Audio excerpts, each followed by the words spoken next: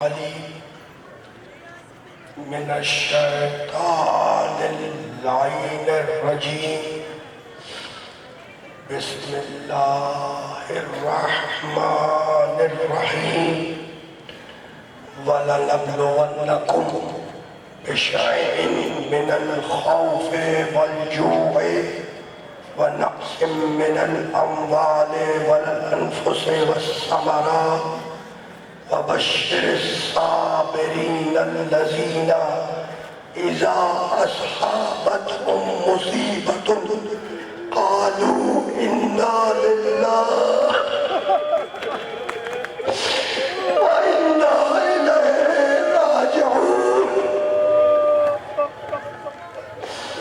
عزادارو وقت ختم ہو گیا. وہ مہمان جو محرم کے چاند کے ساتھ ہمارے گھروں میں آیا تھا وہ آج ہم سے رخصت ہو رہا ہے. بزرگوں نے، خواتین نے، نوجوانوں نے، بچوں نے حسین ابن علی کے عزا کے لیے جو خدمات انجام دی اس کا اجر وہ بیوی دے گی جس نے چکی پیس پیس کر حسین کو پالا تھا. اجرکم اللہ، اجرکم اللہ. 28 رجب کو جو قافلہ چلا وہ عصر عاشور میں کربلا میں شہید کر دیا گیا. حسین رخصت آخر کو آئے، میدان میں آئے، استغاثہ بلند کیا. حل من ناصر ینصرنا، ہے کوئی ہماری مدد کرنے والا؟ ہے کوئی حرم رسول کی حفاظت کرنے والا؟ جیسے ہی حسین نے استغاثہ بلند کیا 2 خیموں میں رد عمل آیا. پہلا خیمہ سید سجاد کا خیمہ، میرا بیمار امام ایک ٹوٹا ہوا نیزہ لے کر مقتل کی طرف چلا. حسین نے پکار کے کہا کہ بہن ام کلثوم سید سجاد کو سنبھالو، تو رو کے میرا چوتھا امام کہنے لگا کہ پھپھی اماں آپ نے نہیں دیکھا کہ میرا بابا کتنا اکیلا ہے. اجرکم اللہ. دوسرا خیمہ ام رباب کا خیمہ. حسین آئے دروازے خیمہ پر، کہا ام رباب کیا بات ہے؟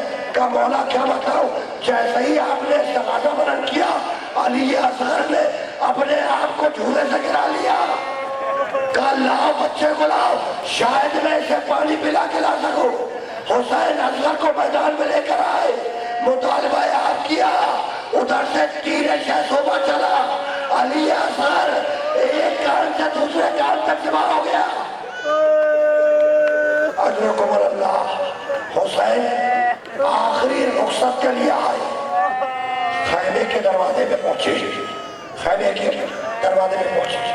فاطمہ زہرا کی بوڑھی قمیص جناب فضہ خیمے کے دروازے پہ کھڑی تھی. کہا کہ فضہ میرا ایک کام کر، فلاں خیمے میں جا اور جانے کے بعد وہاں ایک صندوق رکھا ہے، اس میں ایک پرانا کرتا لکھا ہے، وہ پرانا کرتا نکال کے لیا. لیکن دیکھ فضہ بہن زینب کو خبر نہ ہونے پائے. امام کا حکم تھا. بی بی فضہ خیمے میں آئی، صندوق کھولا، وہ پرانا کرتا نکالا اور دامن میں چھپا کے چلی جا رہی تھی تو ایک مرتبہ شہزادی زینب کی نگاہ پڑ گئی. پوچھا فضہ تیرے دامن میں کیا ہے؟ کہا کہ مولا نے پرانا کپڑا منگوایا ہے. کہا نہیں فضہ نہیں، حسین نے پرانا کپڑا نہیں منگوایا، حسین نے کفن منگوایا ہے. حسین نے کفن منگوایا ہے. لا فضہ لا، اس کرتے کو مجھے دے دے.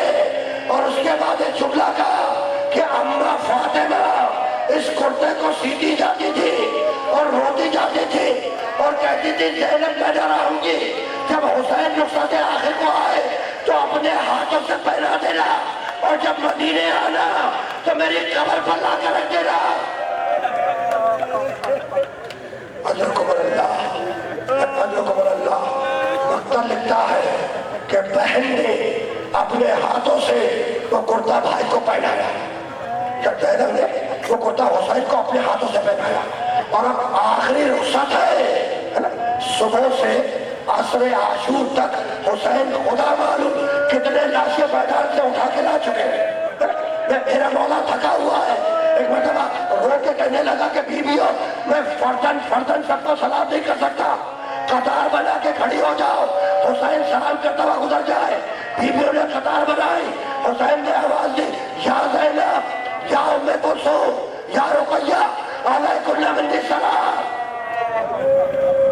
بیویوں کو سلام کیا، خیمے کے دروازے پہ آئے، حسین نے داہنا پاؤں خیمے سے باہر نکالا اور داہنے دیکھا بائیں دیکھا اور پکار کے کہنے لگے کہ ہے کوئی میرے ذوالجلالہ کا لانے والا،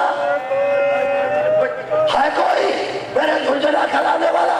کچھ دیر پہلے تک جب حسین آواز دیتے تھے تو کہیں سے عباس دوڑتے تھے، کہیں سے عظمت دوڑتے تھے، کہیں سے قاسم آتا تھا، کہیں سے علماء بتاتے تھے، لیکن سب شہید ہو گئے، حسین اکیلا ہے۔ جیسا ہی حسین نے آواز دی ہے کوئی میرے ذوالجلالہ کا لانے والا، مقتل لکھتا ہے کہ ایک مرتبہ خیمے کے پردہ اٹھا اور علی کی بیٹی زینب آستینے کو چڑھاتے ہوئے باہر آئی اور کہا بھیا جب تک زینب زندہ ہے تو اکیلا ذوالجلالہ پہ سوار نہیں ہوگا۔ اجرکم اللہ، جب تک زینب زندہ ہے تو اکیلا ذوالجلالہ پہ سوار نہیں ہوگا۔ بہن زینب نے شانے پکڑ کر حسین کو ذوالجلالہ پر سوار کیا، بس دو جا جملے حسین ذوالجلالہ پر سوار ہو گئے نا۔ اب ٹوٹا ہوا دل ہے میرے مولا کا، ٹوٹا ہوا دل ہے۔ ایک مرتبہ حسین نے گھوڑے کو ایڑ لگانی چاہیے، ذوالجلالہ نے چلنے سے انکار کیا، ٹوٹا ہوا دل ہے۔ ایک مرتبہ ذوالجلالہ کے گلے میں باہیں ڈال دی اور رو کے کہنے لگے کہ ذوالجلالہ عباس نے میرا ساتھ چھوڑ دیا، علی اکبر نے میرا ساتھ چھوڑ دیا، اور محمد قتل ہو گئے، قاسم کا لاشا پامال ہو گیا، ذوالجلالہ کیا آخری وقت میں تو بھی میرا ساتھ چھوڑ دے گا؟ ابھی حسین اپنے ذوالجلالہ سے باتیں کر رہے تھے کہ ایک مرتبہ حسین کے کانوں میں کسی بچی کے رونے کی آواز بلند ہوئی۔ اب جو حسین نے مڑ کے دیکھا تو دیکھا چھوٹی بیٹی سکینہ ذوالجلالہ کے پچھلے پیروں سے لپٹی ہوئی ہے اور روتی جاتی ہے اور یہ کہتی جاتی ہے کہ ذوالجلالہ میرے بابا کو ڈاکٹر میں نہ لے جا۔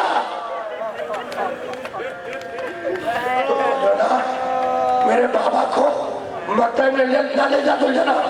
حسین ذوالجلالہ سے زمین میں تشریف لائے، سکینہ کو گود میں لیا، تسلی دی اور کہنے لگے کہ بیٹی سکینہ کیا تو مجھ سے کچھ کہنا چاہتی ہے؟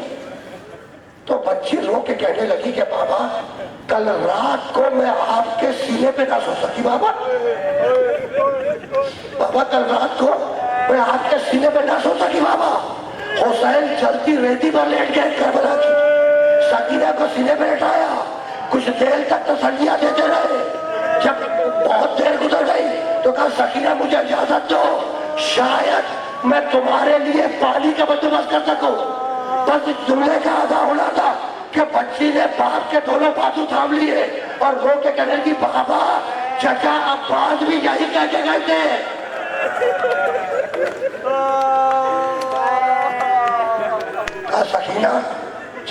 سکینہ میرے مقدر میں شہادت ہے اور تمہارے مقدر میں یتیمی ہے۔ چھوٹی بچی ہے، گھبرا کے پوچھنے لگی بابا یتیم کسے کہتے ہیں؟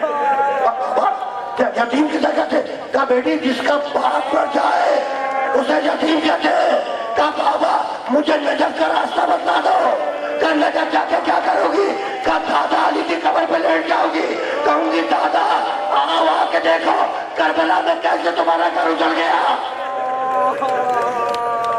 سکینہ کو تسلی دی، سکینہ کو تسلی دی، اور اب حسین نے گھوڑے کو ایڑ لگائی اور یہ کہہ کے حملہ کیا کہ اب اس کی جنگ دیکھو جس کا جوان بھائی مارا گیا، اب اس کی جنگ دیکھو جس نے 6 ماہ کے بچے کی قبر اپنے ہاتھوں سے اٹھائی، اب اس کی جنگ دیکھو جس کے کڑیے جوان کے سینے میں پرچی لگی۔ بھائی لڑتے جاتے تھے، فوجوں کو دور بھگاتے جاتے تھے، ایک مرتبہ کہیں سے سے کوئی آواز آئی کہ بیٹا حسین کب تک جنگ لڑے گا؟ بس اس آواز کا آنا تھا کہ حسین نے تلوار کو نگم میں رکھا، سر کو جھکا کے بیٹھ گئے، بھاگی ہوئی فوجیں پلٹی، کہیں سے تلواریں آئی، کہیں سے تیر آئے، کہیں سے نیزے آئے، میرا حسین زخمی ہوتا چلا۔ ایک مرتبہ زلجلہ کے گلے میں باہر ڈال دی اور رو کے کہنے لگے زلجلہ دیکھ میرا اکبر کہاں ہے، مجھے اکبر کے پاس اتار دے۔ اجرکم اللہ، اجرکم اللہ، مجھے میرے اکبر کے پاس اتار دے۔ عزیزانو، حسین گھوڑے سے زمین پر آئے اور حسین گھوڑے سے زمین پر آئے اور اب وہ منزل آئی کہ پسر سعد نے حکم دیا کہ اب لاشوں کو پامال کیا جائے گا، لاشوں کو پامال کیا جائے گا۔